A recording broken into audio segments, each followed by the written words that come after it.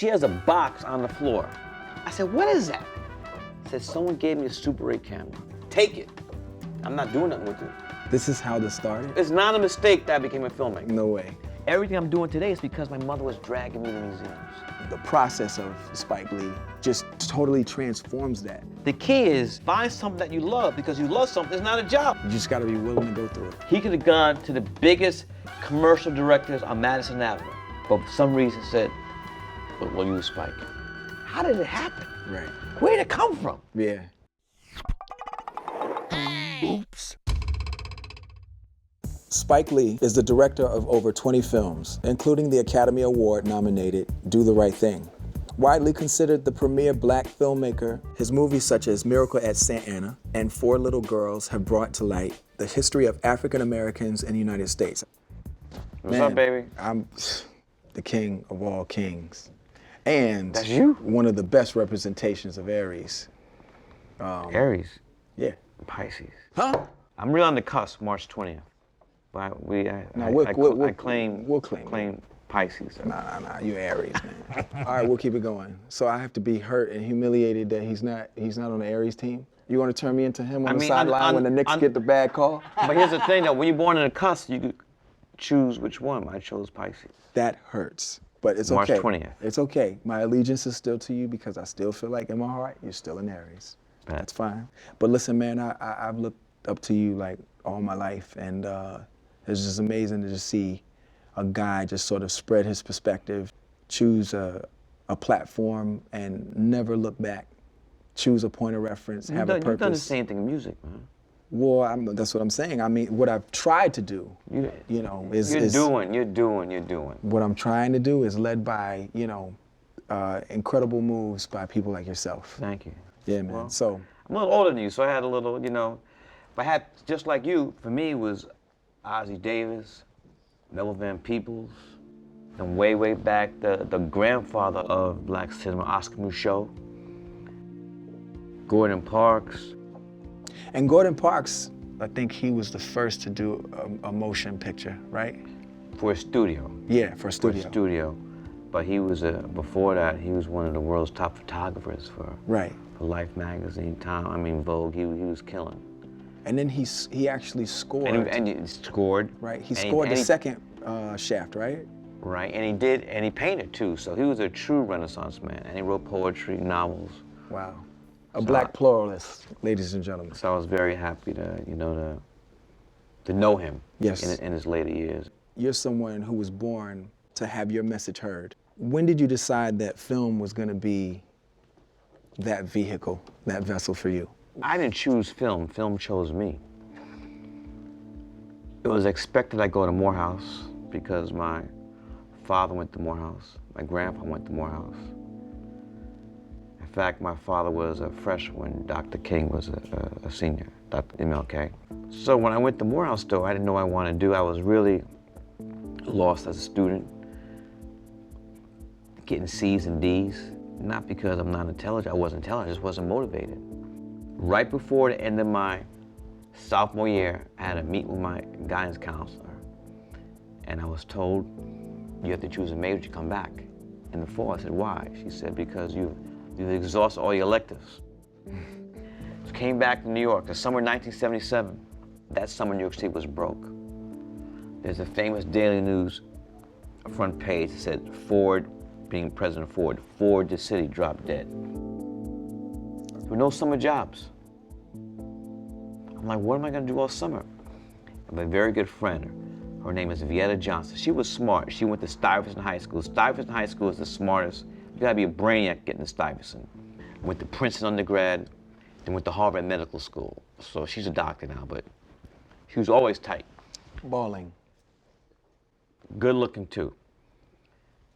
But it wasn't like that. Right. So we were just friends. She was out of my league.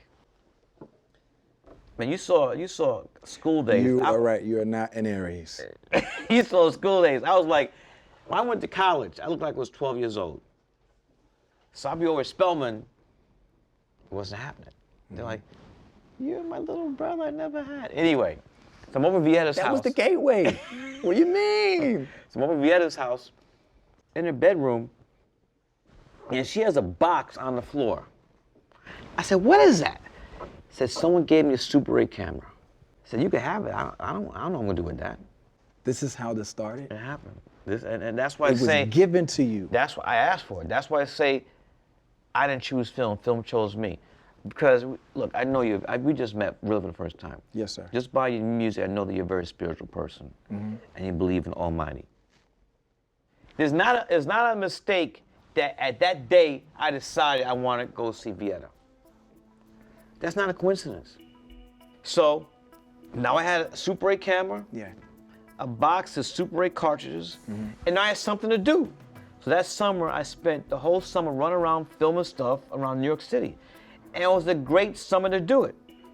Because that was one of the craziest summers ever in New York City.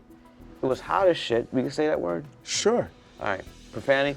It was hot as shit. Consequently, there was a blackout.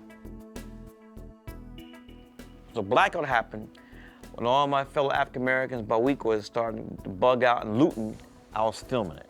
They're looting up and down 125th Street. I was filming it. They're looting on Fulton Street. I was filming it. Choice items: Pampers, color TVs, and the Wolf Frazier Clyde Pumas. Preferably the ones all leather with the suede. You know what I'm talking about, right? Yes, I do. With the suede. Yes, I do. Walt Clyde Frazier Pumas, and the air conditioners. And there was also the first summer disco.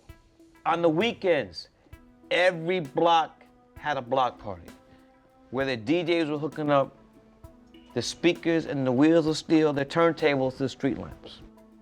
Then there's a guy called David Berkowitz, son of Sam. That's right. Who had, I'm gonna keep it real here, who had all the white New Yorkers terrified. If you were black or Puerto Rican, you weren't terrified because this is before gentrification. So motherfucking son of Sam was not coming up to 125th Street trying to bust off some shots. Yeah. He was not in Bed-Stuy. This is before gentrification. That's right. He got his ass beat doing that in the South Bronx, Harlem, Bed-Stuy, do or die. And I'm not trying to make light of the fact that people died. Right. I'm just making, it's true.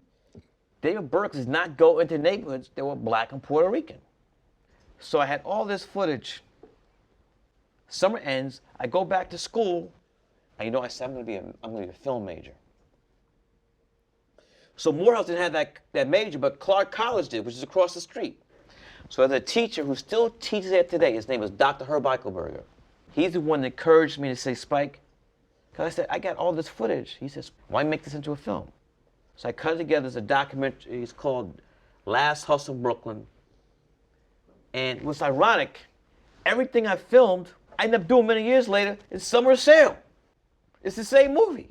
So it's funny how stuff works, but it all happened with me going to Vieta Johnson's.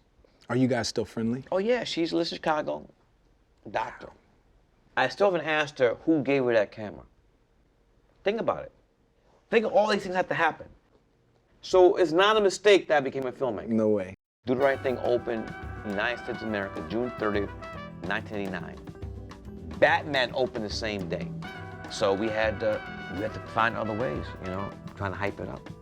I said, we gotta have an anthem where no matter where you go, you can hear this song in the summer of 1989. And automatically I thought of Public Enemy. And The song's in the movie 25 times. Man, they started it with 1989. Another summer. Hey, fuck you drummer.